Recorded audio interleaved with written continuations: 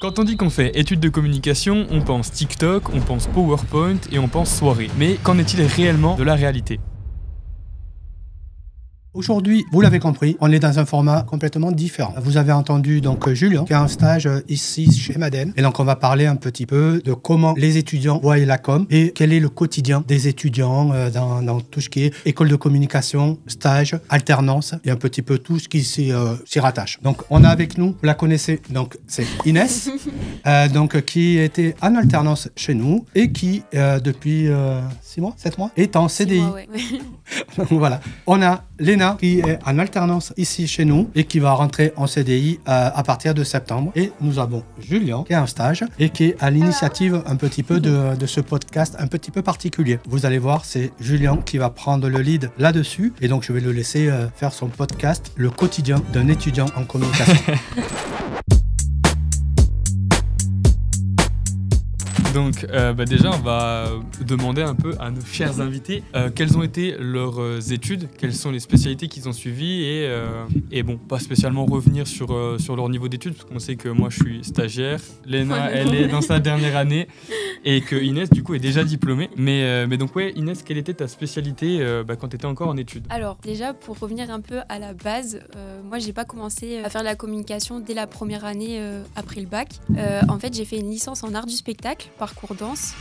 Mesdames, messieurs, bonjour, bienvenue au spectacle des arts de rue. Annick est intervenante cirque au sein d'une troupe d'artistes du Périgord. Parce que j'étais en horaire aménagé, je faisais un diplôme aussi au conservatoire de Strasbourg, que je viens de Strasbourg, je ne suis pas une sudiste.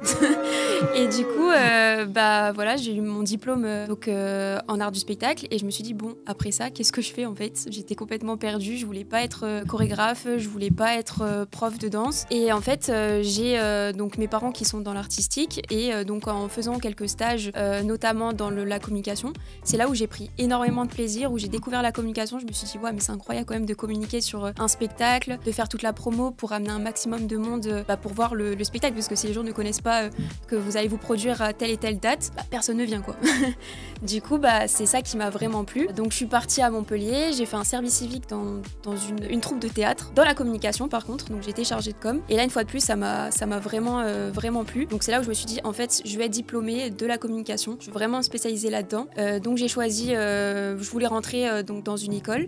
J'ai choisi, entre guillemets, sur le papier, la meilleure. Mais franchement, je suis très contente d'avoir été diplômée de cette école. Ça m'a appris beaucoup. Donc voilà, j'ai choisi mon école. J'ai eu la chance de pouvoir rentrer en 4e année et de pas recommencer de zéro. Donc voilà, en 4e année, je suis rentrée et j'ai fait mon master. Et voilà, donc moi, ce que j'ai choisi, c'est comme spécialisation, c'était influence et réputation. Et en fait, il y avait des petits cours en plus d'événementiel. Parce que voilà, je voulais quand même toujours garder un petit pied dans l'artistique. Et au final, aujourd'hui, je me retrouve dans une agence parce qu'en fait, j'ai découvert que c'était la communication en général qui me plaisait, pas forcément de rester dans l'artistique. Et voilà, c'est ce qui s'y prêtait le mieux parce qu'une agence, on communique pour des coiffeurs, ça peut être dans l'immobilier, ça peut être pour de la food, ça peut être, voilà, c'est très vaste. Et en fait, voilà, c'est ça qui me plaît. Donc j'ai fait un master en réputation et influence. Comme quoi, on peut venir de n'importe où. Exactement, pour aller dans la communication. Ouais. Et moi, du coup, ça s'est fait en plusieurs étapes. D'abord, j'ai fait une année de prépa pour faire de la 3D. Ça m'a pas beaucoup plu. Et j'avais fait un petit module de design graphique qui m'avait par contre beaucoup plu. Par la suite, j'ai changé d'école pour aller faire que du design graphique. Et là, du coup, c'est ma dernière année. Et ma spécialisation, c'est direction artistique et digitale. Du coup, ça m'apprend à la fois gérer des équipes, mais aussi gérer un budget. Et c'est surtout axé sur le fait de travailler avec beaucoup de personnes différentes. Ok, donc pour dans tout ce qui est grosses boîtes, grosses entreprises, gérer beaucoup de choses quoi. Oui, après ça s'applique à toutes les entreprises parce que du moment où tu n'es pas tout seul en auto-entreprise, tu travailles avec des gens. Totalement. On peut gérer une personne comme gérer 10, voilà, c'est pas la même chose, mais il y a la même approche. La même mécanique. La même mécanique sur la gestion de l'humain, ce qui est le plus dur. Hein. Aujourd'hui, on peut apprendre un métier technique avec des process et tout ça. L'humain, il y a des bases, mais il faut toujours voir un petit peu qui on a en face, puisque l'humain, il est différent des uns aux autres. Donc c'est assez compliqué le management quoi, d'équipe et tout ça. Quoi. Donc, c'est une compétence. Inès, elle pourra en parler, puisque Inès est arrivée de l'école et a pris, elle est assistante aujourd'hui marketing digital chez MADN, mais à terme, court terme, elle va devoir être directrice du marketing.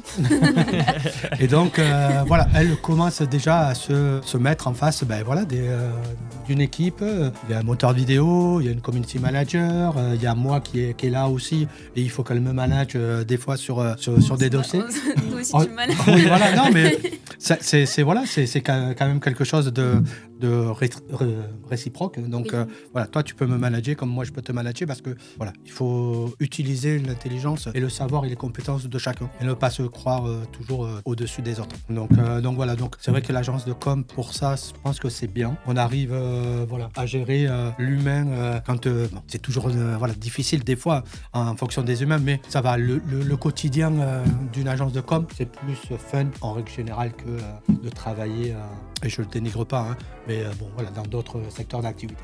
Donc l'humain, Inès, est-ce que c'est difficile, est-ce que c'est pas difficile? Toi qui es rentré dedans et qui a dû... Franchement, après c'est pas pour... Je pense qu'il y a des personnes qui sont peut-être faites pour ça naturellement. Enfin, moi, je sais que j'aime bien... Je suis pas non plus la personne la plus sociable, mais j'arrive à savoir à qui j'ai en face et peut-être m'adapter en fonction. Et je pense que ça a l'air de se passer, non? Je vais partir ici. Hein, Mélissa?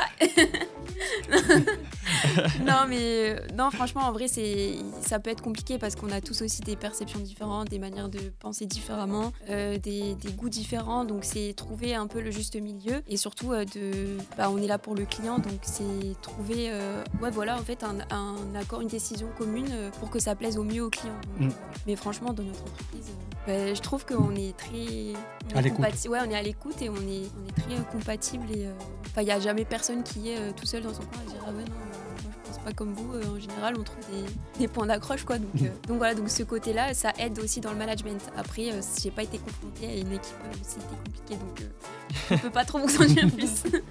Mais voilà. Non, c'est sûr que ça s'aligne plutôt bien. Donc, non, franchement, c'est cool. C'est sûr que ça roule plus vite.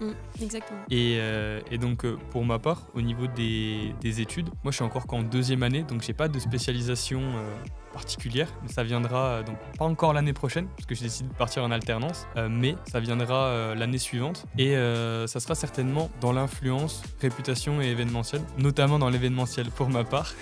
L'influence et la réputation, on verra si l'année prochaine me fera plus pencher vers l'un ou vers l'autre, on verra bien. Et moi pareil, parcours un petit peu atypique qui se rapproche un peu de celui de Léna, mais qui se croise un petit peu quand même avec celui d'Inès dans le sens où j'étais dans quelque chose qui n'a vraiment rien à voir avec la com, parce que j'étais dans des études pour être ingénieur en aéronautique et aérospatiale, vraiment aucun rapport.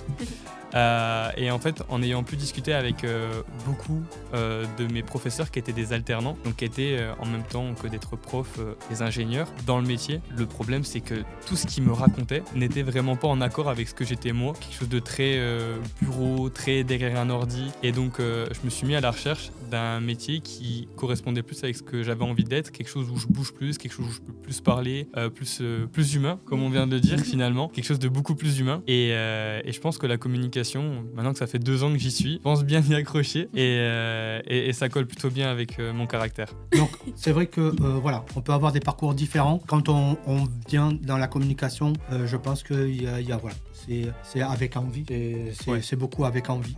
Donc ça c'est bien parce que on a très rarement des étudiants ou des gens qui sont entre guillemets qui viennent là par dépit en se disant je savais pas quoi faire.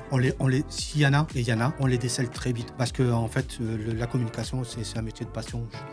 Donc ça se voit très vite. Ces gens-là, on les verra vite partir. Ouais, voilà, complètement. Et on le voit de suite, il n'y a pas d'implication, il n'y a pas de motivation. Alors que dans la communication, si on n'a pas cette motivation à faire du client et de mettre en avant le client par rapport à son produit, par rapport à son marché et tout ça, ça peut pas marcher, quoi. Donc voilà pour la première question au niveau d'où on vient, pourquoi on est arrivé ici. Et après je te laisse, Julien, continuer. Maintenant on va se diriger vers les attentes attentes qu'on avait avant d'entrer en communication. Et l'une, je pense, des premières questions qu'on s'est posées, c'est qu'est-ce qu'on avait en termes de cours, en termes de matière. Et je pense que c'est aussi une question que vous vous posez. Donc on va être là pour y répondre. Et je vais laisser commencer Léna cette fois-ci. Moi, du coup, j'ai fait 3 écoles différentes, donc je peux beaucoup en parler. Ça, c'est sûr. Il y a pas mal de... Voilà. Du coup, la première, c'était la prépa en art appliqué. Ouais. Donc là, c'était pas mal de dessins, de peinture, vraiment toutes les bases. J'ai quasiment pas touché à des logiciels. D'accord. C'est à la fois bien pour connaître les basiques, mais t'es pas impliqué dans ce qui va arriver après et tu sais pas comment ça va se passer. Donc voilà, c'est mitigé pour cette année-là. Après, les années d'après, j'ai fait le design graphique. Ouais. Et là, j'ai eu pas mal de cours différents. J'ai eu à la fois de la sociologie, qui est pas mal pour apprendre à aussi connaître les gens et Comprendre avoir... l'humain. J'ai fait un peu de marketing, c'est pas ma passion, je dois l'avouer. Mais c'est aussi important de savoir étudier le marché et ce genre de choses. Après, au niveau des cours, j'ai appris les logiciels principaux de la suite Adobe, Photoshop, InDesign, Illustrator. Ouais, les gants classiques. Les classiques. Aussi du motion design, qui est de plus en plus étudié, je pense. Et recherché. Quoi d'autre? Et donc cette dernière année en alternance, là, c'est, comme je le disais, c'est plus axé sur à la fois le marketing et à la fois les business plans, ce genre de choses. Ouais, le côté management. Il y a moins le côté logiciel parce que je suis censée déjà les connaître un petit peu. Ouais, tu les travailles en entreprise, donc...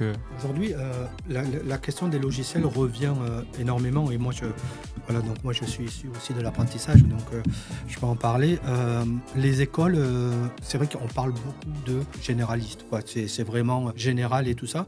Et c'est vrai qu'on a beaucoup d'étudiants qui arrivent en stage ou en alternance et qui ont énormément de lacunes au niveau logiciel. Et c'est vrai que moi j'ai vu ça dans plusieurs personnes, quoi, où oui, mais bon, moi on m'a appris l'histoire de l'art et tout ça, donc ça je ne crache pas dessus, hein. C'est très bien. Oui, j'ai appris ça aussi. Voilà. Mais la base, quand vous allez arriver dans une entreprise, et c'est vrai qu'à chaque fois, on vous met derrière un ordinateur, on vous met donc derrière des logiciels. Pourquoi? Parce que on n'est pas dupe, hein. Il y a un travail à faire, hein. Donc rendre un travail, quand on rentre dans une agence, on doit connaître un minimum de logiciels.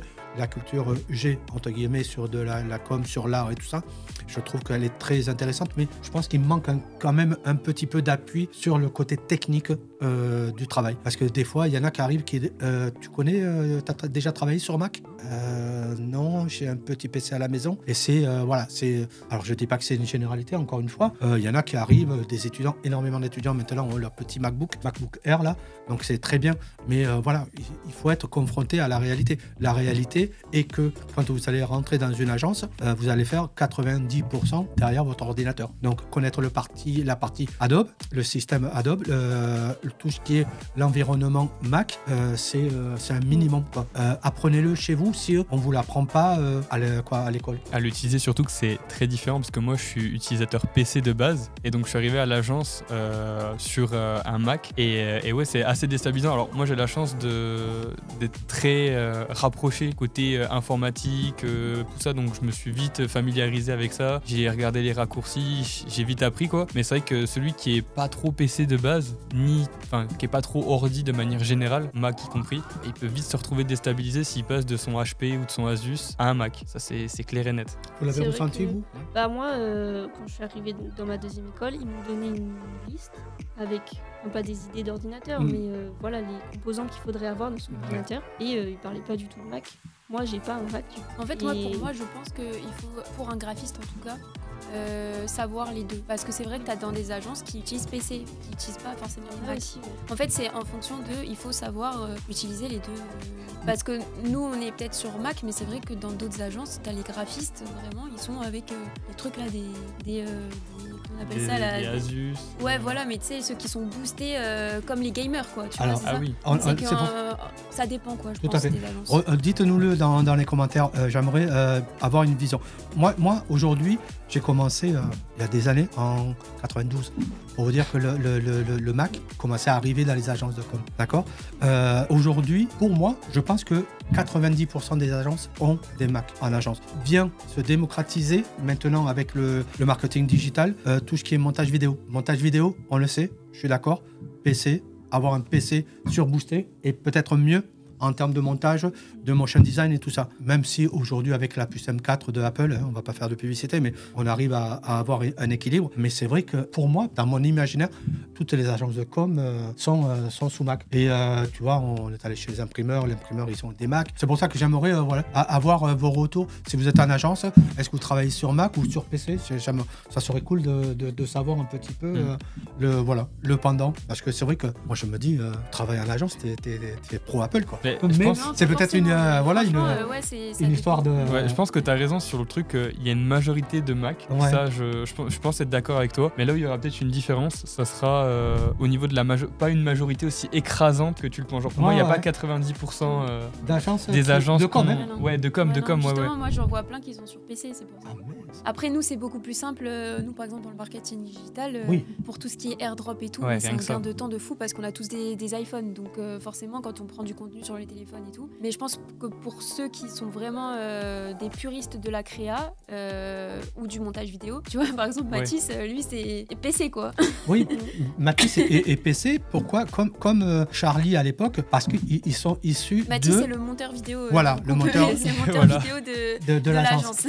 Et Charlie, c'était son frère qui est monteur vidéo aussi aujourd'hui. C'est deux personnages qui faisaient des miniatures ou du montage vidéo chez eux. C'est-à-dire qu'avant de rentrer en agence, ils ont déjà commencé. Et c'est vrai que, et là où je rejoins, c'est que le budget d'un PC ou le budget d'un Mac, à l'époque, avec 1500 €, on avait un PC gamer il y a 4, 5, 6 ans. Aujourd'hui, à 1500 €, on a un ordinateur qui tient à peu près la route. Ouais, donc, c'est vrai que, voilà. Et aujourd'hui, si on veut un bon Apple, il faut compter entre 3 et 4 000 €. Donc, c'est évident que les étudiants ceux qui veulent s'orienter vers la communication et le montage vidéo, vont s'acheter un PC avec un écran. Ça leur coûte moitié moins cher qu'un Apple. Donc ça, je comprends. Donc, ça dépend parce que nous, on est dans la même école. Mais pratiquement le 3/4 tout le monde a des Mac. Apple, ont des Mac. Mais donc c'est parce que tu as des Mac le Mac qui Air, sont, tu vois. Oui, le Mac Air. Ils ont le classique. Ils n'ont pas celui les plus gros qui tournent dans les agences de com. Ils n'ont pas forcément la version pro. Ouais. C'est, on va dire, celui qui coûte 800 € aux alentours, quoi. Pas le plus cher. Je crois qu'Apple, ils font des promotions quand t'es étudiant. Étudiant, ou complètement. un truc comme ça. Donc il y a un peu tout ce... Après, voilà, c'est du marketing aussi de la part d'Apple. Oui, des écoles. Exactement. Enfin, de la propagande. Non, mais bon, c'est intéressant. Allez en commentaire, là. Dites-nous. Pro PC ou pro Mac? Donc je te laisse... Moi j'avais vraiment pour le coup zéro attente sur le truc. Je savais que ça n'allait absolument rien ressembler à rien de ce que je faisais avant. Parce que moi en soi je connaissais les maths, la physique, la chimie et ça s'arrête à peu près là. Donc du coup je ne savais pas du tout ce que j'allais manger et ce à quoi j'allais me faire manger en allant en école de com et j'ai pas été déçu pour le coup dans le sens où on a retrouvé un peu les classiques, le français, ce que j'imaginais aussi par exemple ce qu'on appelle la PAO, donc la production assistée par ordinateur et donc qui pousse un petit peu à manipuler la suite Adobe et par exemple pour ce qui est du français, on n'est pas du tout sur le français que vous savez au lycée, c'est pas de la littérature, c'est vraiment on t'apprend à rédiger correctement limite un mail, un CV, ça peut être une présentation d'un projet ou alors une présentation plus impersonnelle par exemple pour une entreprise et donc c'est différent de ce qu'on a au lycée, très différent. Moi, si je peux rajouter quelque chose, au fait, pareil que toi, déjà, vu que je venais d'un autre domaine, je m'attendais pas du tout à quoi que ce soit. J'avais pas encore ce côté cliché dans les écoles, en tout cas. Mais j'ai adoré parce qu'on avait, on t'apprenait la méthodo, de savoir faire une reco. On t'apprend un peu le vocabulaire de la communication, et qui franchement est très important parce qu'au final, on l'utilise au quotidien. Pour communiquer. Exactement. Donc c'est pas un mythe quand on dit... je sais pas, voilà, j'ai pas d'exemple, mais voilà, il y a des mots qui sont quand même utilisés au quotidien, quoi. Quoi d'autre? Après, oui, il y a beaucoup de théories. On avait le droit de la communication aussi. Ouais, ça, c'est ultra important. En vrai. Beaucoup de droits. Ouais. Quoi d'autre? Après, moi, en tout cas, les cours m'ont permis d'avoir une ouverture d'esprit sur le monde de la communication. Et du coup, maintenant, quand je sortais des cours, je voyais le monde autrement que ce que je voyais avant. Genre, je regardais des panneaux, je regardais les pubs, je les analysais. Je voyais vraiment des choses qui, pour moi, étaient transparentes au quotidien.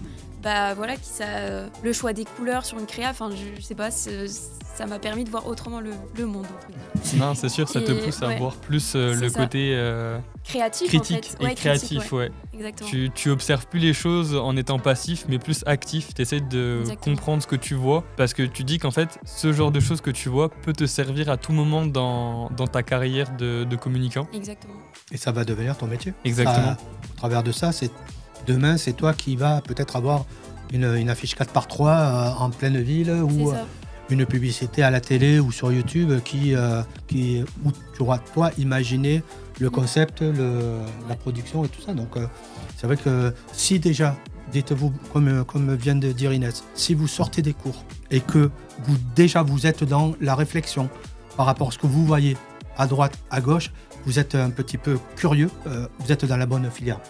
Si vous sortez des cours et que vous en foutez complètement de savoir comment a été faite cette pub et tout ça, vous demandez aucun effort, dites-vous que c'est peut-être pas pour vous, quoi. Voilà.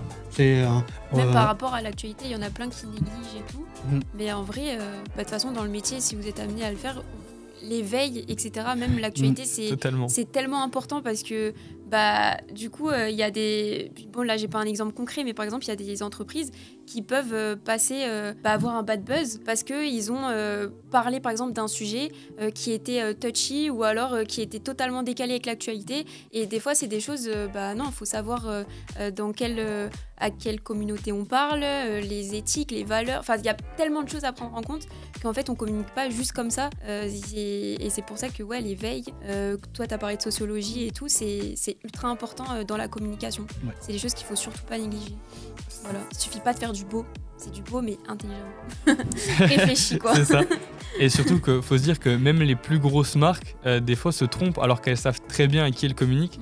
Un des exemples les plus parlants, c'est Burger King, qui, il n'y a pas très longtemps, un peu moins d'1 an, ils avaient sorti une publicité pour recruter des alternants. Le problème, c'est qu'en fait, ils sont voulu être un peu cassants comme ils le font d'habitude, sauf qu'à vouloir casser la jeunesse, ça a été très mal pris par la jeunesse, qui est justement leur communauté. Ouais. Et ça n'a pas Merde. été très bien pris Allez. pour le coup. De vouloir casser leur propre communauté. Pourtant, ils sont très forts quand même, Burger Ouais. King. Mais bon. Là, voilà, comme quoi, même les meilleurs peuvent, Ils peuvent se tromper, ouais. tromper. Et c'est pour ça que du coup, on va pouvoir rebondir avec Burger King, qui est un peu dans les clichés des communicants. Justement, quels étaient les clichés que vous pensiez que vous aviez sur la communication avant d'y entrer? Une de vous deux veut commencer? Elle veut se dévouer. Moi, c'est plus par rapport aux clichés internes d'une entreprise. Genre, j'avais vraiment le cliché comme dans les films où t'es dans des bureaux, t'as vraiment une hiérarchie énorme, t'as tous les gens qui sont en train de courir à droite à gauche en disant ouais, t'as eu le téléphone, t'as eu un tel au téléphone, le service com, enfin tu vois vraiment le truc vraiment cliché où les gens ils sont là jusqu'à 23h du soir encore au bureau et en fait ça c'est un côté où je me suis dit ah ouais non en fait ça va la com, c'est vraiment cool finalement genre dans tous ces aspects, c'est que finalement si tu fais bien ton travail et que t'es dans une bonne entreprise, en fait t'as pas ce côté là. Après oui, par contre ça existe peut-être dans des grosses agences. Bon moi j'ai pas encore On citera pas de nom. Ouais, j'ai pas testé mais et j'ai pas du tout envie de tester mais voilà, c'est enlevez-vous ce cliché de la tête, vous pouvez trouver des entreprises où ça se passe pas ça. Voilà. Non mais c'est vrai que les clichés, et ça a toujours été ça. Nous de notre époque, on avait un peu ce cliché des agences parisiennes et des agences de province. On avait toujours ce rapport à oui, non, mais à Paris, nous, on est des agences, on fait des charrettes, donc, comme on l'appelait. Donc, on travaille jusqu'à 23h, minuit. Quand le collègue part à 18h, mais tu prends ton après-midi. Voilà, tous ces clichés-là, ils étaient vraiment ancrés, moins en province, mais beaucoup sur la région parisienne. Et donc, c'est vrai que oui, voilà, des clichés, il y en a eu. Et il y en aura toujours. Aujourd'hui, le cliché, tu es un agent de com, c'est bon, tu t'amuses, quoi. Tu travailles pas, tu t'amuses. Ça, c'est horrible quand de plus en plus, on nous dit ça. Ah, tu travailles pour les réseaux? Non, mais ça va, quoi. Il y a pire. Bien sûr qu'il y a pire, mais il y a mieux. Donc, il faut trouver son équilibre là-dedans. Donc, je sais pas, si toi aussi, Léna, t'avais des clichés comme ça qui... J'avais pas vraiment de clichés, à part comme tu dis là, qu'on fait charrette tous les soirs. C'est vrai que moi, mes profs, ils me disent tout le temps, tu travailles pour hier. Sérieux? Ouais. Ouais. Oui. Mais si même t'es prof, mais c'est ouf. Donc t'es tout le temps dans la course, que et même t'es les tout le miens, temps en hein. retard. Quoi. Ouais. C'est surtout Aujourd'hui- ça le cliché pour moi. Complètement. Non, mais le Après, cliché c'est de pas l'heure. forcément faux non plus. Quoi. Oui, ça c'est Alors, vrai, il y a c'est- 2 écoles. C'est- Sachez-le. Il y a les agences parisiennes, les grosses agences, qui sont dans on y va, on est les meilleurs. Plus on travaille tard et tout ça, mieux c'est et tout ça. Moi, je suis à l'inverse de ça. Je me dis que nous, on travaille, on a des heures, on vient à 9h, on finit à midi et demi, on repart à 14h jusqu'à 17h30. Et si on est tous ici compétents, Le on travail arrive à fait, le quoi. faire dans le temps donné. Si je suis obligé de faire travailler Léna, Inès, Mélissa, tout le monde dans l'entreprise 2 heures ou 3 heures de plus, c'est qu'il y a besoin de quelqu'un. C'est Oui, c'est vrai. ni plus ni moins que ça. Faut embaucher, c'est Ça tout, veut dire c'est qu'il faut que- Ouais, embaucher. totalement. Aujourd'hui, j'ai regardé un reportage ce matin sur la génération Z. La génération Z dit nous, on n'est pas des bénévoles. Et c'est vrai, en soi, ils ont raison. Vous n'êtes pas des bénévoles. Vous êtes payés sur un temps donné. Donc, autant que la direction fasse en sorte que sur ce temps donné-là, vous donnez le meilleur de vous-même. Et il n'y a pas besoin d'aller travailler jusqu'à 11h. Et j'avais vu aussi un post sur Internet où une personne était venue, était embauchée et pendant X temps, elle travaillait jusqu'à 20h. Elle était contente. Ouais, j'ai beaucoup de travail et tout ça.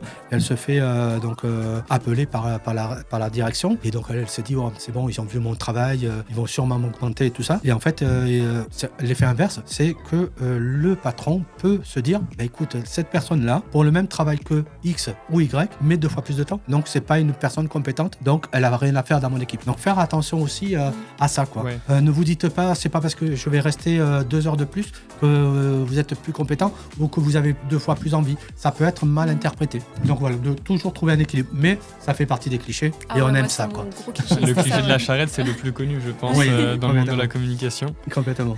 Moi, je sais que j'en avais un autre de cliché. C'était surtout sur le côté ceux qui sont en communication, c'est ceux qui étaient pas les meilleurs à l'école. Moi, je sais que j'avais beaucoup ce Ah ouais cliché-là quand j'étais au lycée, où encore une fois, très maths, très physique. On était vraiment en mode ceux qui vont en communication, c'est ceux qui ont un peu plus de mal à l'école, tout ça. Et du coup, en allant de moi-même dans la communication, je me suis rendu compte que pas du tout, parce que ouais, c'est ça.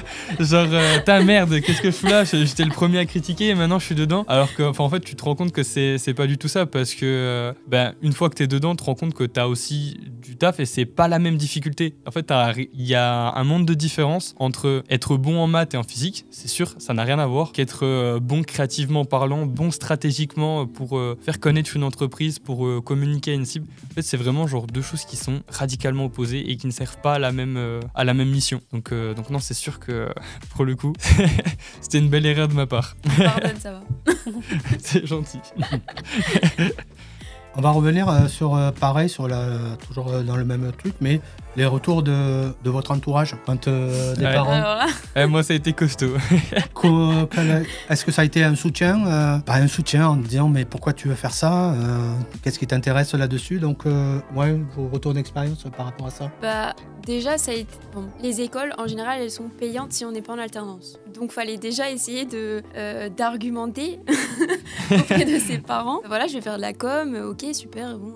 Mais voilà, l'école est payante. Ah, bon alors raconte-moi un peu plus ton projet, viens là. Pourquoi la communication? Assieds-toi. Voilà, c'est ça. Donc, non, en vrai, moi, mes parents, comme je vous l'avais dit, je viens du monde artistique. Donc, moi, mon projet, comment je l'avais expliqué à l'époque, c'était que je voulais faire de la communication dans la culture. Donc, ils se sont dit, Mazette, au pire, tu viendras travailler pour nous. Donc, voilà. Mais au final, j'aurais dit, en fait, non, j'adore la com, je préfère être dans une agence. Donc, franchement, sur 2 ans, vu que je leur parle tellement de mon métier, avec passion, ils se posent même plus de questions. Mais c'est plus par rapport à mes grands-parents. Ça me fait rire parce que hier encore, je les avais au téléphone et ma grand-mère, elle me pose toujours la même question. Donc j'espère qu'elle a peut-être pas l'Alzheimer ou quoi. Mais bon, dis-moi concrètement, c'est quoi ton travail? Parce que finalement, c'est vrai qu'à leur époque, la communication, Non, il y a la c'est C'était digital les et tout. Pour journalismes. eux, c'est. Donc en fait, C'est la naissance, voilà, c'est ça. À chaque fois, elle s'inquiète pour moi parce qu'elle sait pas ce que je fais. Elle comprend rien du tout. C'est très vaste. Mais voilà, du coup, ouais, il y en a pour qui la communication, on capte pas, c'est du quoi. chinois pour C'est du certains. chinois, C'est exactement. un monde à part. C'est quoi. ça, exactement. Mais non, après, j'étais très soutenue et je le suis toujours. Donc après, ça va, franchement. Moi, j'ai un prof justement qui a dit une phrase qui est très belle, je trouve, par rapport à la communication. En fait, en communication, c'est d'une certaine manière, et je dis bien d'une certaine manière, attention, de faire le travail qu'un enfant de 5 ans pourrait faire, mais de justifier justement pourquoi ces choix-là. C'est pas simplement, ok, je vais mettre du rouge, je mets du bleu, du jaune, je mets un rond, un carré, et voilà, c'est fini, le boulot est fait. C'est derrière justifier pourquoi le rond, pourquoi le carré, pourquoi cette couleur-là et celle-ci, parce qu'en fait, après, on va s'adresser à telle personne, ça va plus signifier ça. En fait, c'est tout dans l'inconscient finalement de la personne, et donc ouais, c'est peut-être faire le travail qu'un enfant de 5 ans pourrait aussi faire dans certains points de vue, mais de le justifier et de le rendre concret. Donc c'est sûr. Et du coup, pour rebondir directement sur la question que Stéphane nous a posée, moi, ça a été très particulier avec mes parents parce que, surtout au niveau de ma mère, mon père un peu moins, qui était peut-être un peu plus ouvert d'esprit quant à ce que c'était la communication. Il avait peut-être une meilleure vision de ce que c'était. Mais ma mère, elle était en mode ouais, mon fils, il va être ingénieur dans l'aérospatial. C'est sûr qu'en plus, dans ça. la tête des parents, oui, tu passes d'ingénieur à communicant, genre Il y avait vraiment il a raté sa vie. Genre, j'ai sauté d'une dizaine d'étages pour ma mère parce que ouais, l'ingénieur, elle le plaçait au-dessus de tout et le communicant, en fait, pour elle ne voyait pas du tout ce que c'était. Et oui, c'est sûr que je pense dans la société, on voit l'ingénieur plus haut de par la complexité en fait de ce que c'est son métier. Et ça, c'est quelque chose, je pense qu'on peut pas le retirer. Mais encore une fois, j'en reviens à ce que je disais tout à l'heure, c'est différent. En fait, on travaille pas du tout sur les mêmes choses, pas les mêmes outils. On travaille pas pour communiquer avec les mêmes personnes. Et je pense que la communication de toute façon ne pourrait pas exister sans les ingénieurs. Et les ingénieurs, leur boulot servirait pas à grand chose si on communiquait pas dessus. Donc c'est très important. Et même encore maintenant, elle a un petit peu du mal, un peu comme ta grand-mère, elle a un peu du mal encore à comprendre. Mais elle voit la différence d'épanouissement entre quand j'étais en prépa et que je me préparais à devenir ingénieur et maintenant où je suis en train de devenir un communicant. Donc ça la rassure forcément en tant que mère là-dessus, même si elle s'attendait à mieux, on va dire. Et moi, c'est vrai que mes parents, ils ont toujours été d'un grand soutien financier parce que oui, les études, Ouais. déjà, Merci. oui, les études, les écoles, c'est souvent privé. Ouais. Et aussi moral parce que jusqu'à très tard, je savais pas ce que je voulais faire. D'accord. J'ai fait un bac général. Donc oui, en règle Donc, générale, vraiment, on le c'est sait. que je savais pas où ouais, aller où et aller, j'ai quoi. fait ça comme ça m'ouvrait plein de portes. Et voilà, ça s'est un peu décidé au dernier moment. Donc ils étaient déjà bien contents que je trouve quelque chose. Non, mais après, c'est vrai Ouais. qu'on va en parler, quoi. C'est vrai que les études en soi, malheureusement, moi je dis à ce prix-là, c'est pas donné à tout le monde, quoi. Non. Ah non, c'est sûr. Sûr. Mais c'est pour ça que maintenant ils repoussent, ils avancent plutôt l'alternance le plus tôt possible.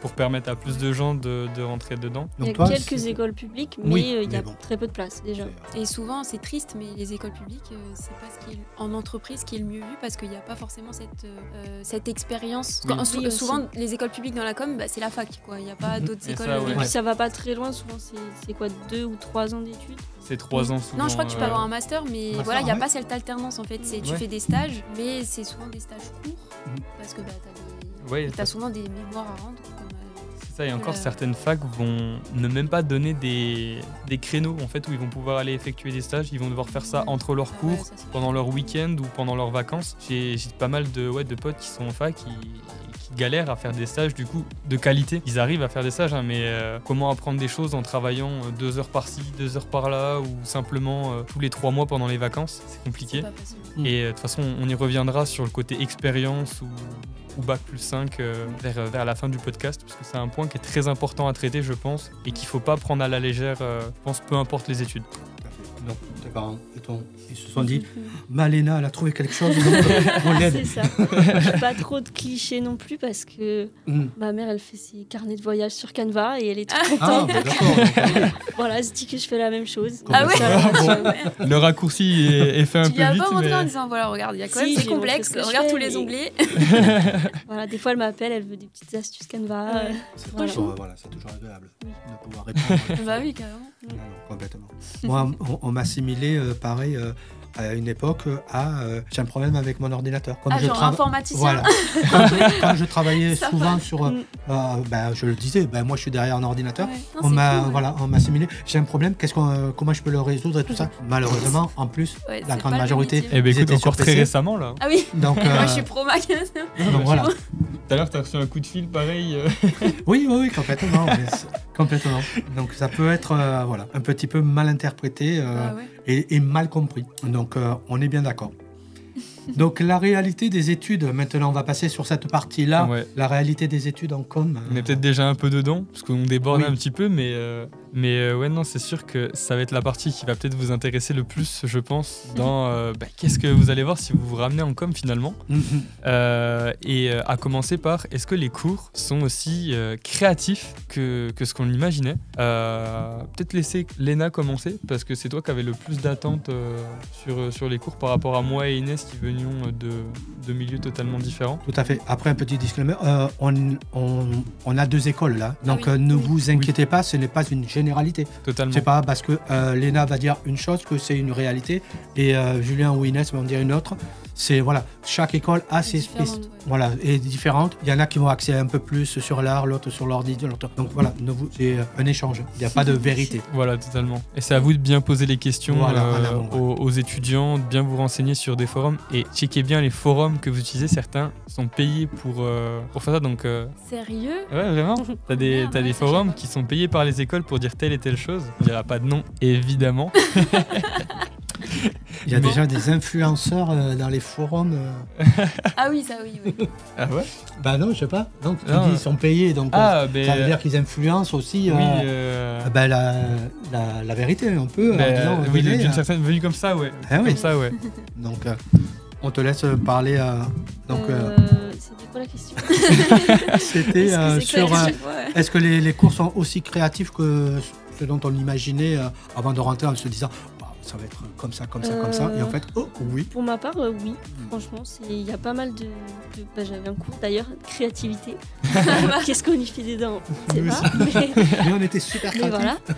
voilà. Non, mais comme tu le disais, des fois, on a un peu des lacunes sur les logiciels parce que moi, personnellement, c'était autant apprendre le logiciel que trouver des idées, être créatif. Et c'est vrai que oui, on peut manquer parfois peut-être de techniques pour réaliser nos idées. Et c'est là où ça frustre, non? Oui, c'est assez frustrant, mais l'idée est plus valorisée Oui. que le résultat. Je suis d'accord aussi. Dans l'école, tu es là pour apprendre, donc l'idée est valorisée. Oui. Après, en entreprise, malheureusement, toujours pareil.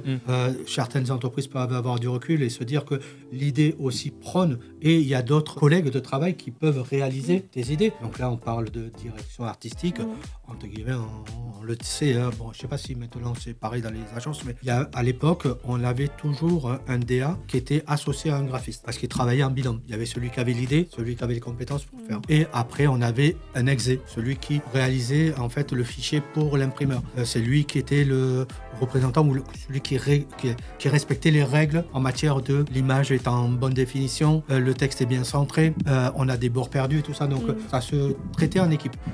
De plus en plus. C'est une personne qui fait tout. Ouais. Donc c'est pour ça qu'aujourd'hui, malheureusement, l'idée, si tu n'arrives pas à la concrétiser, des fois c'est mal perçu.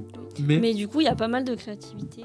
Oui, et c'est très bien. Ouais. Mais il n'y a pas de souci là-dessus, quoi. Bon, je pense pour notre part, ça va être un peu pareil. Enfin, moi, je sais qu'en première et deuxième année, on a eu beaucoup de cours où ils nous poussaient à développer la créativité parce que c'est un peu les 2 années charnières, comme je tends à appeler ça, parce que c'est là où ils veulent nous faire développer le plus de capacité à critiquer ce qu'on voit et autant ce qu'on fait nous. Et on a pu réaliser, je crois l'année dernière, j'ai réalisé 2 documentaires, un sur le Bauhaus, qui est un mouvement artistique, l'autre sur la BD de manière générale. Et du coup, tout ça, ça pousse à découvrir déjà de nouvelles choses. Et donc, qui dit découvrir de nouvelles choses dit renforcer la créativité. En même temps, comme Léna l'a dit, c'était pas tant le résultat qui était attendu, mais surtout l'idée qu'il y avait derrière, ce qui était recherché, que à ce moment-là, j'avais 0 compétence en montage vidéo. Vraiment, le résultat, j'aurais dû si je pouvais vous le montrer, je vous le montrais, ça serait catastrophique par rapport à ce que je pourrais faire maintenant, parce que je m'y connais un petit peu plus, parce que j'ai travaillé la chose. Et donc, ouais, j'ai pas été noté sur la qualité du montage vidéo, mais vraiment sur l'idée et les petits happenings que j'ai eu pendant le montage. Et je pense que toi qui étais en 4e et 5e année, t'as dû avoir un peu cette même mécanique. Ouais, carrément, nous, on devait même aller aller jusqu'à... On a dû créer par exemple une affiche et en fait sur un sujet qu'on avait choisi et on devait carrément créer l'affiche d'abord de manière matérielle, donc avec des collages, etc. Et après on devait le faire sur l'ordinateur. Donc en fait il y en a plein qui se retrouvaient avec des collages ultra complexes avec une feuille transparente. Tu vois. Bref, après il fallait le refaire sur l'ordinateur et franchement en vrai d'avoir l'idée, des fois c'est... Ouais, comme on vous rejoint, hein, des fois c'est beaucoup plus important que... Parce qu'au final, tout le long, après vous me dites si je me trompe, mais tout le long d'un parcours d'un monteur vidéo ou d'un graphiste, vous apprenez en fait, même encore aujourd'hui. Ouais, donc à l'école, tu peux pas tout apprendre et même franchement, je suis sûre qu'il y a des profs qui savent pas faire certaines choses, donc ils peuvent pas non plus... Enfin, il y a des choses, on regarde sur YouTube, on a des effets de malade, donc c'est en fonction de la... Je pense de ta créativité, de ton idée, tu vas chercher à le faire. C'est pas enfin, je pense. Tout à fait. Voilà. Mais moi, je vais argumenter un petit peu plus. Aujourd'hui, pareil, ça c'est un truc aussi, il y a des graphistes. Sur combien de pourcentage vous utilisez Photoshop, Illustrator, InDesign, Premiere Pro et tout ça? Aujourd'hui, on l'utilise à 20-30% maximum. Pourquoi? De sa capacité. De sa capacité. Et c'est là où je dis, et en fait, il faut un petit peu des deux. On peut avoir une très belle idée, un truc mais vraiment magique. Mais des fois, derrière, on n'arrive pas. Alors, comme on le disait, certes, il peut y avoir des amis et tout ça, mais c'est vrai que donc c'est pour ça qu'il faut trouver cet équilibre de compétences sur le logiciel et tout ça pour nous amener à vraiment travailler sur la réalisation de la mise en pratique et la réalisation de notre idée. Et c'est vrai que malheureusement, aujourd'hui, on n'a pas cet équilibre-là. C'est juste ça. Moi, ce qui me gêne un peu, moi, c'est je suis que... totalement d'accord avec toi, mais je pense qu'à l'école... Ouais, mais à l'école, ils sont... Non, tu peux pas tout voir. C'est que, franchement, il y a encore même des... Tu vois, des fois, on en parle, genre, ouais, comment tu fais cet effet-là? Enfin, tu vois, il y a des choses... On apprend tout le temps, je te le dis. J'ai En fait, 50 ans, j'en apprends tous les jours. Même de choses qui se rajoutent des fois sur la suite Bien sûr. que en fait c'est soit, comme on y revient, soit tu es un passionné de la communication et en fait tu te formes tout le temps et tu t'apprends des choses en continu, soit voilà, tu restes au niveau scolaire, tu restes à ce qu'on t'a appris et dans ce cas-là oui, quand tu vas postuler dans des écoles ou quoi, dans des entreprises, en fait, t'es resté à ce que l'école t'a appris. Ouais. Mais moi, je pense que, toi, par exemple, tu fais du montage le soir ou quoi, parce que tu kiffes faire ça. Parce que j'aime bien voilà. Et pourtant, je cherche pas à me spécialiser là-dedans. C'est ça, c'est en fonction de est-ce que vous avez envie de vous développer ou est-ce que vous voulez rester au niveau scolaire, quoi, après. Oui, chacun sa vie. C'est ça. Vous démerdez. Donc ouais, non mais c'est vrai que le côté créativité, moi j'ai plus vu par contre le côté stratégique de mon côté par rapport à l'école. Ils nous apprennent vraiment un process, une méthode de réflexion et ça m'a beaucoup aidé dans mon métier aujourd'hui. En étant assistante marketing, tout à fait, voilà. Ça m'aide énormément. On évolue là en termes de métier où moi j'ai commencé, on était dans du print, hein. Je parle vraiment flyer, affiche, logo et tout ça. Donc c'est moi je dis on a deux métiers même plus, hein, mais en un au moins chez MADN, on a le côté print et on a le côté digital. On parle en centimètres et en pixels quand on veut travailler sur le digital. Donc il y a deux approches complètement différentes. Si on doit faire une bannière, faut savoir qu'on travaille en pixels, on travaille sur Photoshop. On ne va pas faire un flyer sur Photoshop, les gars. J'en ai vu. Arrêtez de faire des flyers sur Photoshop. C'est pas fait pour quoi. Donc c'est ça en fait, c'est en fonction de l'utilisation aussi. Voilà. Donc il y a un logiciel pour tout. Et donc c'est vrai que il y a deux métiers en un, mais bon, il faut qu'on s'adapte et c'est vrai qu'il y a deux approches. On ne fait pas une bannière comme on fait un flyer à imprimer. Donc c'est comme celui qui essaye de faire son logo sur InDesign, quoi. Ouais, sur InDesign, il aura moins de moins d'outils, c'est se compliquer. Et pareil, il y en a qui le font sur Photoshop. Après ils disent ouais, mais je peux pas le mettre sur une enseigne. Ben oui, tu l'as fait en image. Oui. Donc c'est pas du vectoriel. Donc la qualité n'est pas là. La qualité n'est pas là. Donc voilà, il y a quand même cette notion de base qu'il faut avoir. Je pense. Mais ça, rassurez-vous, je pense que la plupart des écoles vous l'enseigneront quand même correctement là-dessus. Et du coup, je trouve ça bien ce qu'on a dit là, parce qu'en vrai, on a déjà un peu commencé à entamer la question suivante qui était théorie versus pratique. Parce qu'en soi, tout ce qu'on vient de dire là, c'est on confronte en gros notre créativité, donc le côté un peu plus théorique, à la réalité du terrain. Est-ce que vous êtes capable de réaliser l'idée que vous avez? Est-ce que votre collègue de gauche, de droite est capable de le faire à votre place pour que la production arrive quand même à terme et que l'idée soit pas mise au placard? Donc, est-ce qu'on a des choses à rajouter là-dessus? Moi, je suis d'accord avec toi. Et maintenant, on va traiter du travail en groupe, qui est quelque chose où si vous allez en communication, vous êtes obligé de passer par là. Donc si vous êtes une personnalité très introvertie, ça va être un petit peu plus compliqué pour vous. Après, vous inquiétez pas, on a de très bons exemples de personnes qui sont introverties et qui pourtant arrivent à s'en sortir dans ce milieu, qui sont dans la communication. Elle lève la main derrière la caméra, on la voit. Et même moi dans ma promo, j'en vois encore qui sont comme ça, donc je pense que pour certains ça peut être un enfer, pour d'autres ça peut être un très bon moyen de se dépasser, et pour certains de révéler un peu des capacités à manager et à vraiment bien travailler en équipe. Je pense que toi tu vas être la mieux placée pour en parler. Alors bon déjà, arrivé en 4e année, donc j'allais dire dans l'école. Non mais après on peut le dire, après il n'y a pas de... On vous dira à la fin, comme ça vous êtes obligé de regarder jusqu'à la fin. Non mais ouais, du coup arrivant en 4e année, donc j'avais pas non plus énormément de base en communication, donc en fait dans l'école dans laquelle on est, on a, enfin j'étais, je dis toujours que je suis encore dans... Ouais, complètement. Tu n'es plus étudiante. C'est ça, oui.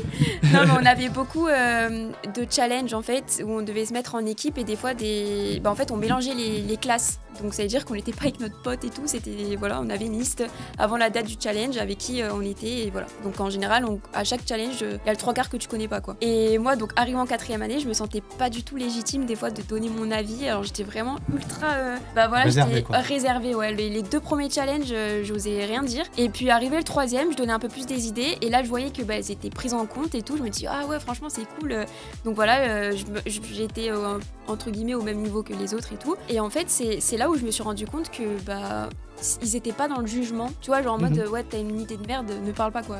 Et pourtant je me faisais cette idée à moi toute seule quoi. Et c'est là où je me suis dit en fait franchement travailler en équipe c'est vachement bien, parce que tu donnes ton idée, en face t'as la personne qui peut la réaliser, qui va dire ah ouais on peut faire comme ça, j'ai trop d'idées, on va faire comme ça et ainsi de suite. En fait ça va en crescendo, et c'est là où tu te dis putain l'intelligence collective ça marche ouf vraiment. Comme ça peut, c'est ça c'est une force de malade quoi. Donc j'ai du coup à partir de ce 3e challenge, j'ai pris énormément de plaisir à chaque fois qu'il y avait des challenges quoi. Je me challengeais aussi. Et après il y avait la partie orale où là c'était un peu plus compliqué. Mais ouais. Quand tu vas y présenter. Ça c'est la peur de beaucoup de gens, l'oral en soi en communication. Il y en a qui sont pas à l'aise. Au lycée en fait c'est tellement pas mis en avant. Mais je voulais dire un truc et j'ai complètement oublié. Je voulais rebondir sur un des trucs que tu avais dit. De la force collective. Collective, ouais. C'est là où j'ai vu taper comme ça. Là où je voulais rebondir, c'était sur ce que tu disais, que personne n'a émis de jugement et tout. C'est vrai que du coup, toi, t'es arrivé en 4e année. Et en fait, un des premiers trucs qu'on nous inculque en première année, quand je suis rentré dans l'école, c'est de pas juger ce que ton voisin va te dire pendant la réflexion. C'est en fait, tout le monde doit balancer un maximum d'idées, et ce truc de il n'y a pas de mauvaise idée, elle est vraie. Bon après, faut pas abuser évidemment, mais il y a toujours, comme Stéphane dit, une notion d'équilibre. Mais si c'est respecté, franchement en fait ça permet d'avoir tellement des bonnes idées, parce que Inès l'a dit, en fait il va entendre, il va dire ah ouais ça me donne une nouvelle idée, et en fait du coup ton idée elle se retrouve mixée avec l'idée du voisin, et en fait du coup ça donne une nouvelle idée qui a plus de peps. Des fois ça peut être mieux, des fois ça peut être moins bien, mais je pense que généralement ça donne toujours des idées sympas, et on le voit à l'agence quand on se retrouve tous ensemble pour voir une vidéo, pour voir un graphique, pour voir un mock-up. En fait on se dit ah et ça on pourrait peut-être juste l'incliner de 4-5 degrés de plus, des trucs des fois tout bêtes comme ça, mais surtout mais que ça nous, marche vraiment. On est un open space, donc du coup il y a vraiment cet esprit d'équipe qui est encore plus fort, je pense, que dans d'autres entreprises. C'est qu'il n'y a pas le service strat, planner strat, le service graphique, c'est que là on est tous mélangés, tous ensemble quoi. S'il y en a un qui a une idée ou une hésitation, on va tous derrière son bureau et on Non, l'équipe en plus, la force dans une agence de com, c'est ça, c'est de trouver des gens qui sont autour de toi, qui est dans le même métier, mais des fois pas.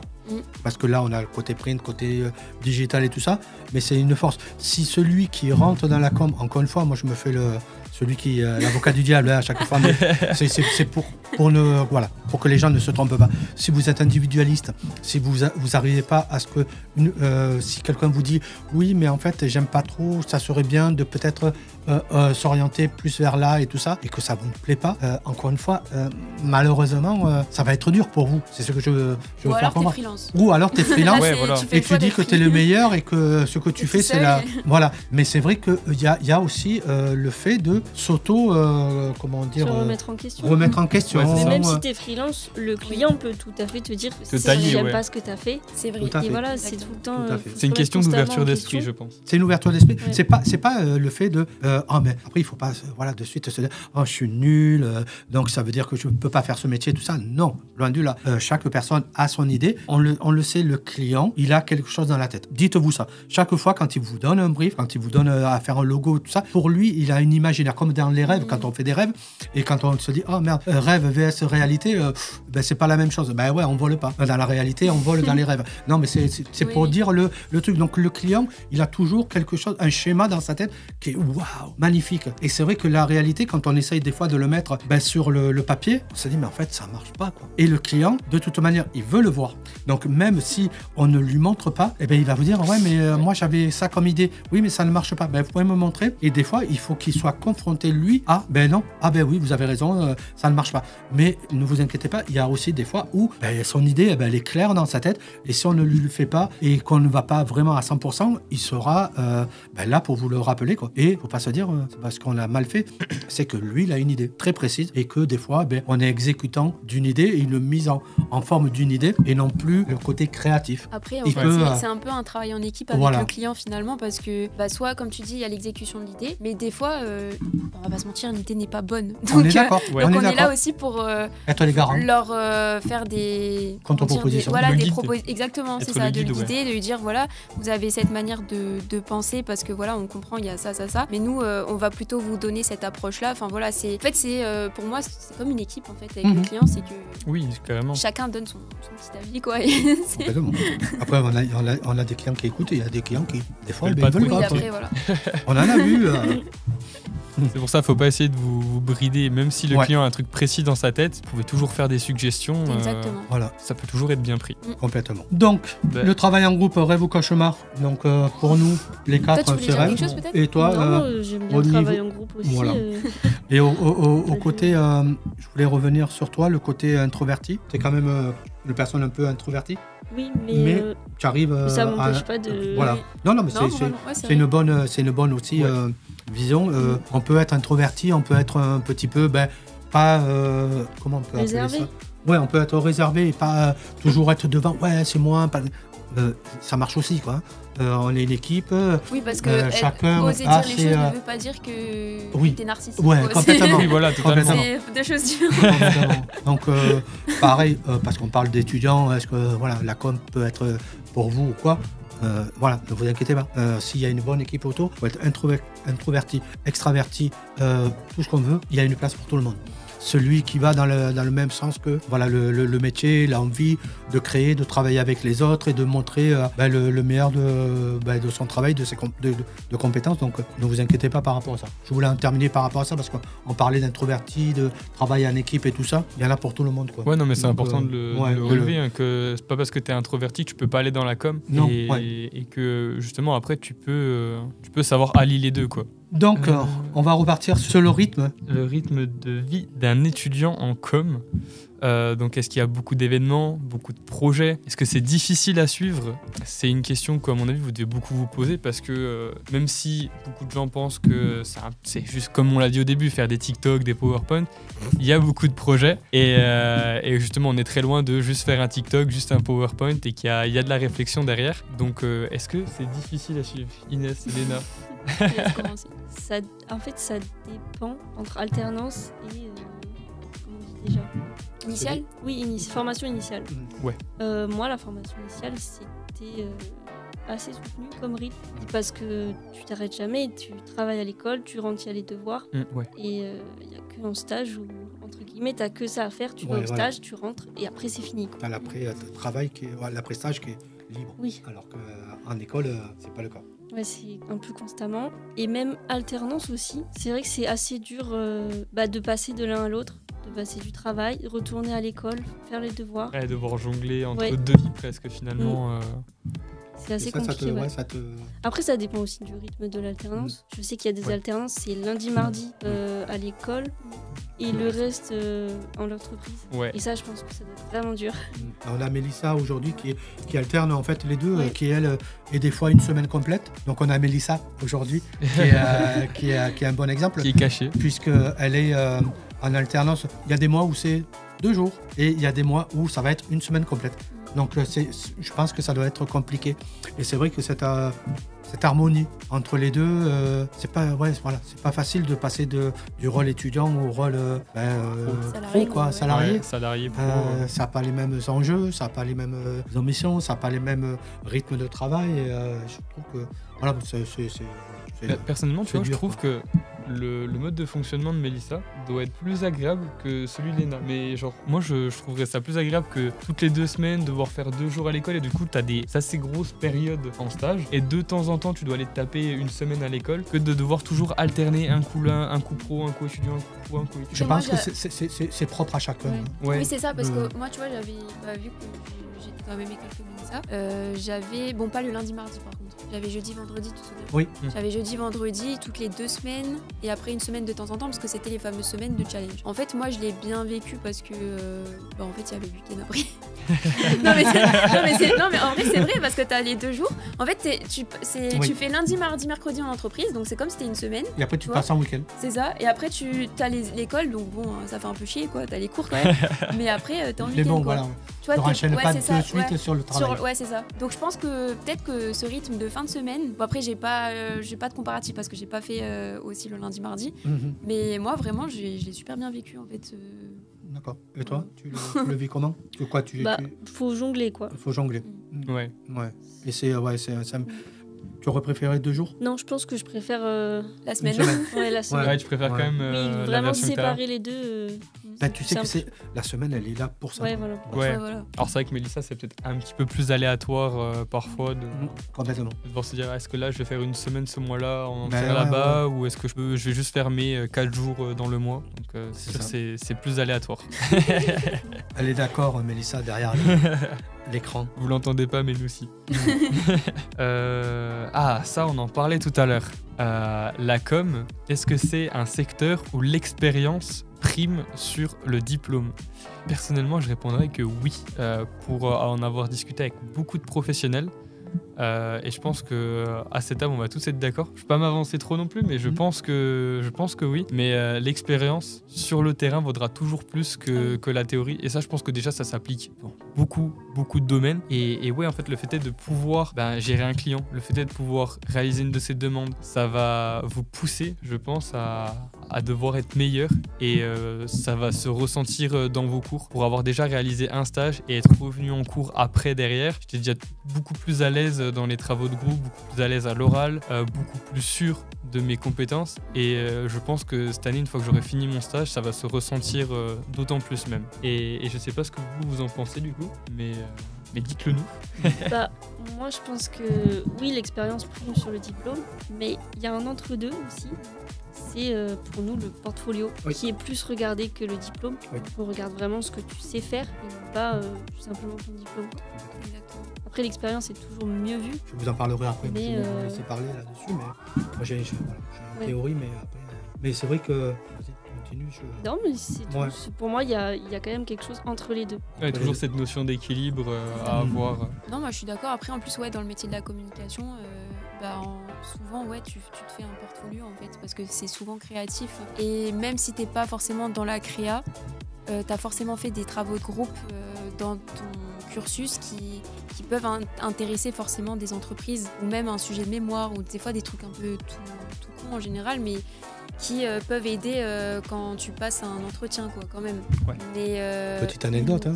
Oui. Ouais. Petite anecdote, quand on a embauché Mélissa, donc avec Inès, ils sont arrivés, il y avait 4 postulants, donc, 3 postulants. Ouais, 3 postulants. Et 3 profils différents. Donc, une qui est arrivée. Ah oui, avec Comme un ça. CV. Ah oui, ok, non, j'allais spoiler le CV de Mélissa. Oui. C'est celui qui a fait la différence en fait. Mais il y en a qui sont En même arrivés. temps, il est trop magnifique. Un CV lambda, un portfolio, rien. Non, il n'y avait pas de portfolio. Pas du tout de portfolio. Et elle pensait que en fait, ça suffisait. Sa présence suffisait. malheureusement, non, quoi. Et c'est vrai que... Ça, c'est peut-être ce que les écoles devraient mettre en Ah avant, oui. de dire il n'y a pas que CV, l'aide de motivation. Dans la communication, peut-être que dans d'autres secteur d'activité, voilà, ça peut suffire, mais dans la communication, en vrai, franchement, si vous faites des trucs chez vous ou quoi, montrez, même à l'école, gardez... là, je parlais de l'affiche qu'on a fait, moi, je l'ai gardée, quoi. L'affiche, j'ai gardé le fichier. Enfin, voilà. Ça, C'est des petits trucs, ouais, c'est ça. On Ça vous monte donne- vos capacités, quoi. Tout à fait. Parce que... Et de savoir, moi, à aujourd'hui, les personnes qui sont passées chez MADN ont toujours prouvé et montré leur intérêt autour d'eux. C'est pas parce que l'école m'a appris ça, mais j'ai eu une tante qui avait un salon de coiffure, je l'ai aidé à faire son logo ou je l'ai aidé à faire ses réseaux. Si vous êtes dans la com et que vous êtes passionné par ça, on vous l'a fait. Vous Il avez y a un petit toujours- truc en plus. Voilà, il y a un petit truc en plus. Non, mais et c'est que la famille va vous demander des choses. Et je pense que si vous avez fait un petit logo, n'hésitez pas à le montrer, quoi.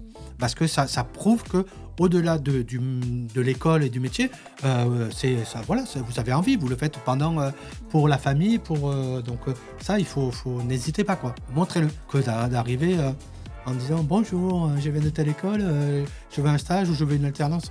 Mais on n'a rien pour juger, quoi. Ouais, c'est On ça. n'a rien. Donc c'est très dur, quoi. C'est très dur.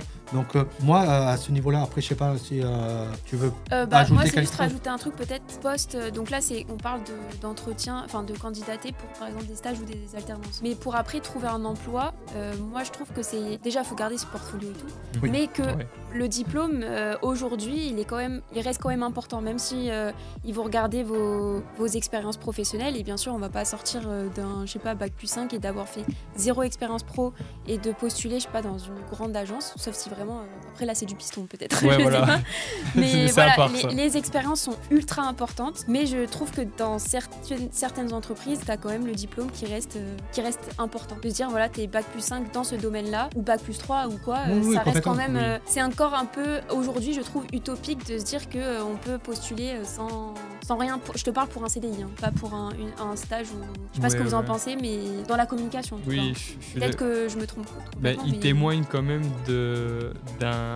d'une certaine culture en fait, parce qu'on sait que dans les écoles, ils nous enseignent beaucoup de choses d'un point de vue culture de la com, et comme dans beaucoup d'agences, peut-être un peu moins chez les annonceurs, donc dans les entreprises, pour tout ce qui est agence, où la culture de la communication c'est super important, le fait est d'avoir un bac plus 5, ça témoigne, c'est vraiment une preuve forte de la culture que vous avez, au-delà même de votre portfolio, de ce que vous êtes capable de dire à l'oral, tout ça. C'est pour ça que moi je divise vraiment les deux, mais je trouve que tout va ensemble, quoi. Si tu veux vraiment Alors- prétendre un... Oui, complètement. C'est que voilà, Il y faut a- avoir il y les a- expériences et il faut prouver aussi. Tout à fait. Il y a une Ouais. base pour ça. Donc là, je me mets dans la posture de l'employeur, ce que je suis. C'est non, le cas. ce que je veux dire, je ne juge jamais sur diplôme. Pourquoi ? On peut être major de promo, tout ce qu'on veut. J'ai Ah vu oui, des mais après, majors on de peut être nul. promo. Ah oui, mais ça, être je suis nul. d'accord. Mais oui, C'est pour ça mais qu'il faut que nul. ça aille avec un portfolio où il faut des preuves. En fait, il faut des preuves concrètes. Voilà. Ça, je suis C'est un d'accord. équilibre entre. Exactement. On ne le met pas à la poubelle, le diplôme, loin de là. Maintenant, comme je dis à tous ceux qui viennent et ceux qui partent dans la com, c'est de dire que à niveau égal en termes de diplôme, qu'est-ce qui fera la différence ? C'est l'expérience. C'est tout. Exactement. Ouais, c'est sûr. Aujourd'hui, moi, des bac plus 5, des bac plus 3 et tout ça, il y en a sur Montpellier, on est sur la région de Montpellier, il y a plus de 10 écoles, fois 35, voilà, il y a 350 jeunes qui sortent tous les ans avec un diplôme. Bac Ça plus 3 ou fait bac plus 5. beaucoup. Et encore 350, c'est le minimum. Hein. C'est le minimum. Ouais, on Donc aimait dites-vous certainement que plus. le diplôme ne jouera pas. Si vous pouvez faire des stages, tant mieux. Si vous pouvez faire des alternances, c'est encore mieux. Mieux. Parce que c'est comme ça qu'on voit vraiment la réalité du travail en fait, dans une entreprise et de la communication. Tout à fait. Vraiment. Tout à fait. Et après, il y a l'humain. Hein. Ah oui.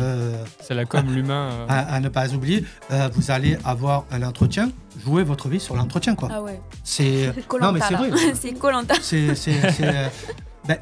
Après, il y a plusieurs façons de faire et de venir et tout ça. Léna, on va parler de Léna qui est arrivée. En fait, elle nous a demandé l'alternance septembre, Ou fin août. fin août. Ça va dire. Non, non, Sauvons les même. apparences. fin août. On a voilà, il y a aussi ce côté voilà, feeling de trouver voilà, au travers de la personne, de se dire ouais, je peux miser sur lui. Il y a beaucoup de feeling hein, aujourd'hui Oui. Alors, mis à part dans les grosses boîtes où ils ont des cabinets de recrutement, des RH et tout ça, nous, on est une boîte à taille humaine, moins de 10. Voilà, il n'y a pas de RH, il n'y a pas de cabinet de recrutement. C'est l'humain qui va prôner. Donc, il y a des niveaux qui sont à respecter. Donc, l'humain, sur le CV, diplôme, ok, ça, on le met de côté, c'est bien. On l'a, voilà, il est là. Maintenant, après, il y a ce que la personne va apporter de son expérience professionnelle et la personne, ce qu'elle va nous donner dans le one-to-one, quoi. Et donc là, c'est ici. Jouez votre vie, mais non stressé, quoi. Parce que de toute façon, c'est un échange, quoi. On n'est pas là pour vous mitrailler derrière, quoi. C'est de trouver la bonne personne qui soit en adéquation avec une équipe.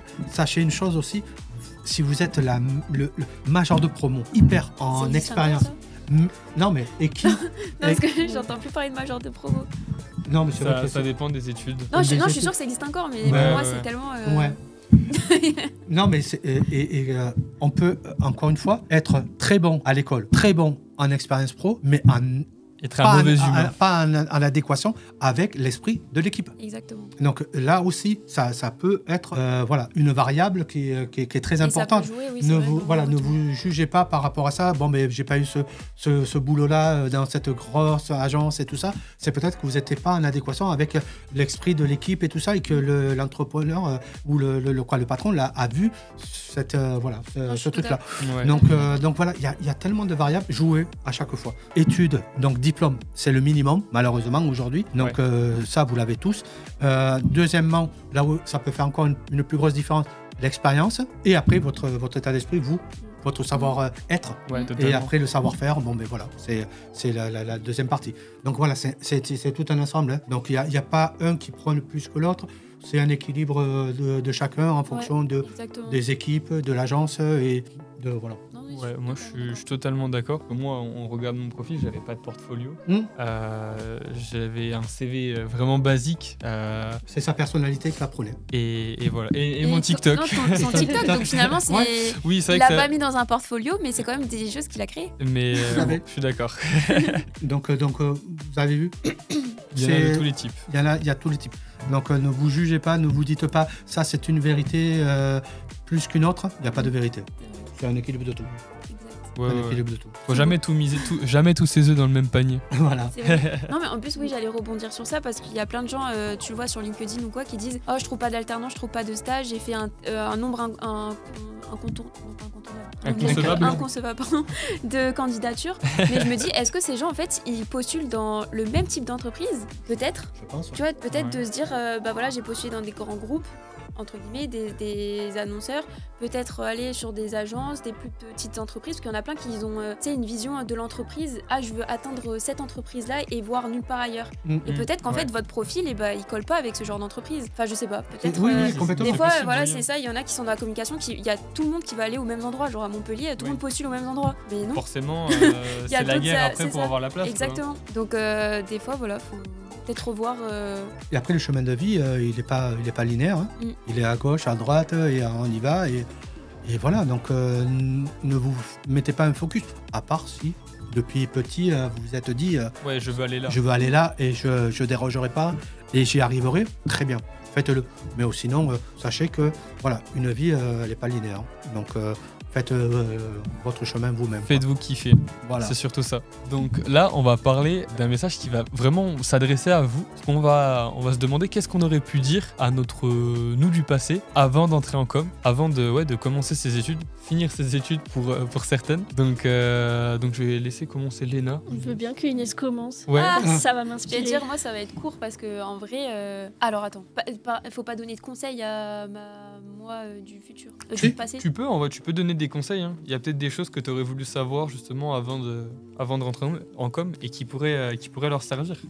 Non, franchement, je vais dire un truc bateau, mais moi, mon parcours, il a été.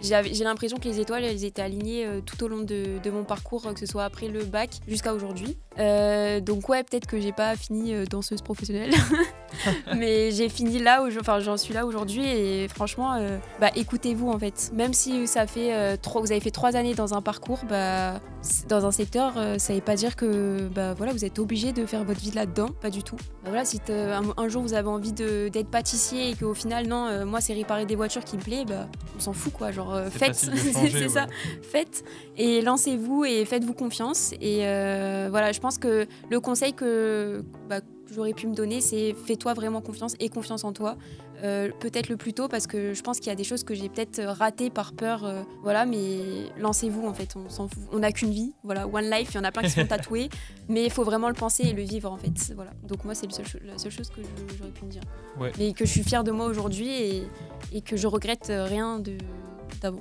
Voilà. Je suis totalement d'accord avec ce que tu dis pour le coup. Moi aussi je vous rejoins. Faudrait que... ça aurait été bien que j'aurais... Je veux parler. Ça aurait été mieux que j'aurais eu confiance en moi plus tôt. Ça m'aurait peut-être ouvert plus de choses dès le début. Mais c'est pas grave. Parce que j'en suis là aujourd'hui. Complètement. Donc, il n'y a pas de chemin... Pas de bon ou de mauvais chemin. De bon ou de mauvais chemin. Faut essayer d'être en accord avec qui tu es, pourquoi, et te dire si j'arrive pas là, je rebondirai demain.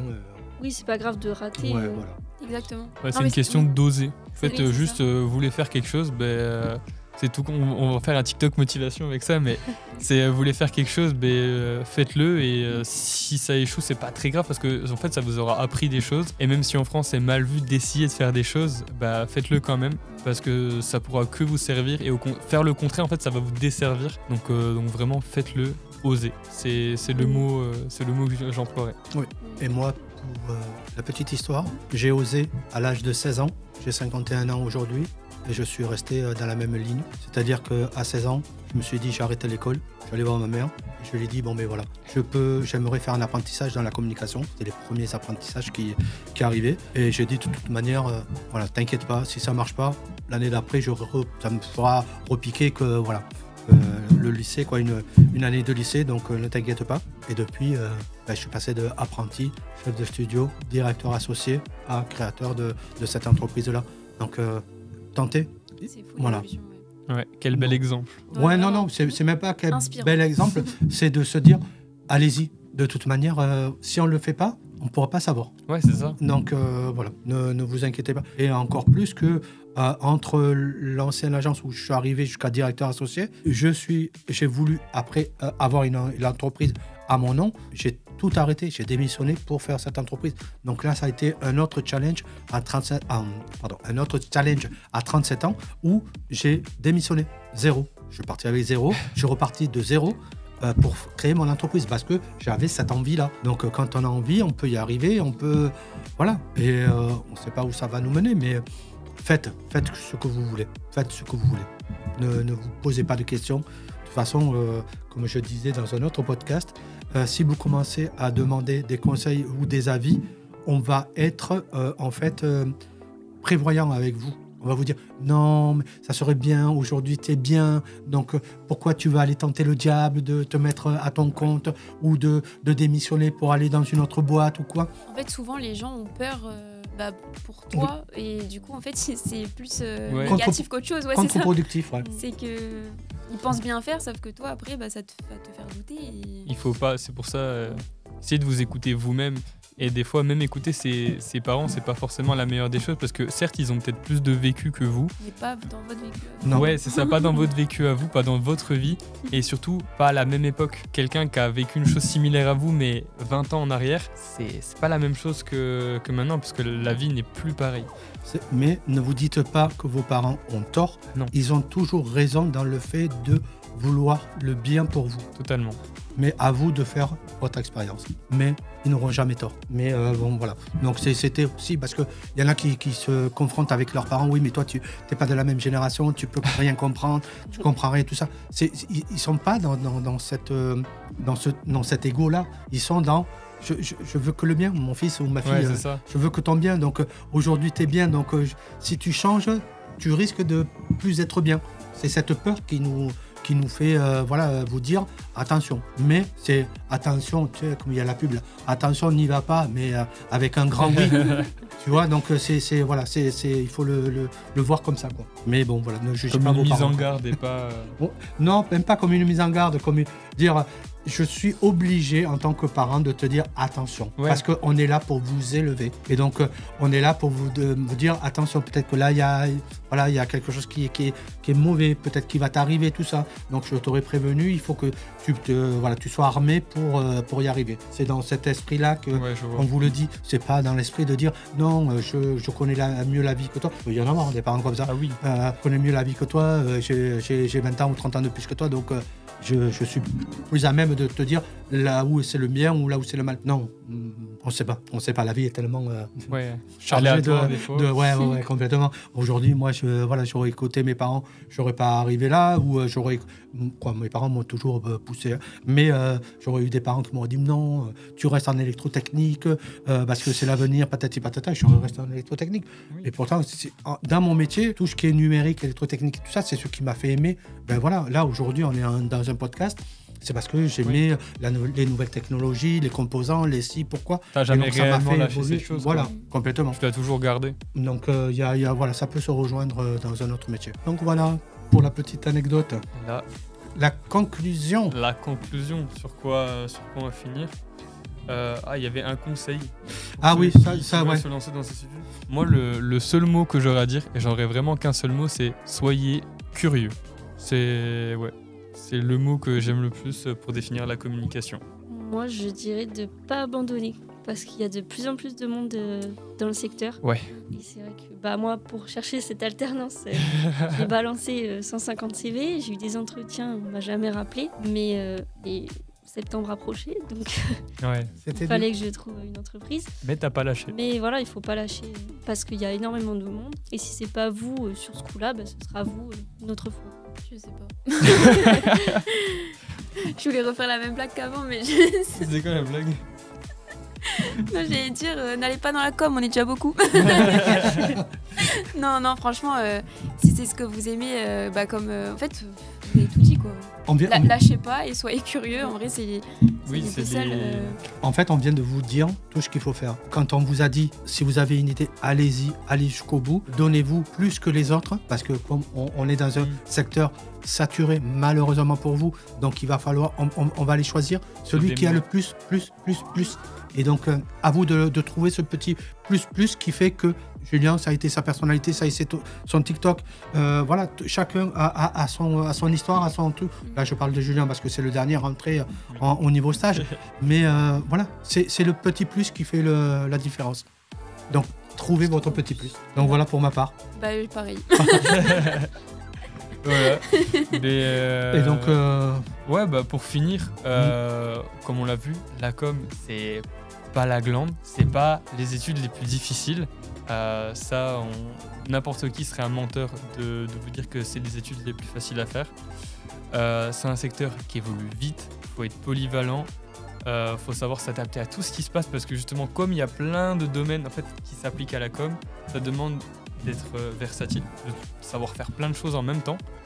Donc on en revient à ça. Soyez curieux pour pouvoir toucher à tout et n'abandonnez pas pour pouvoir continuer dans ce métier.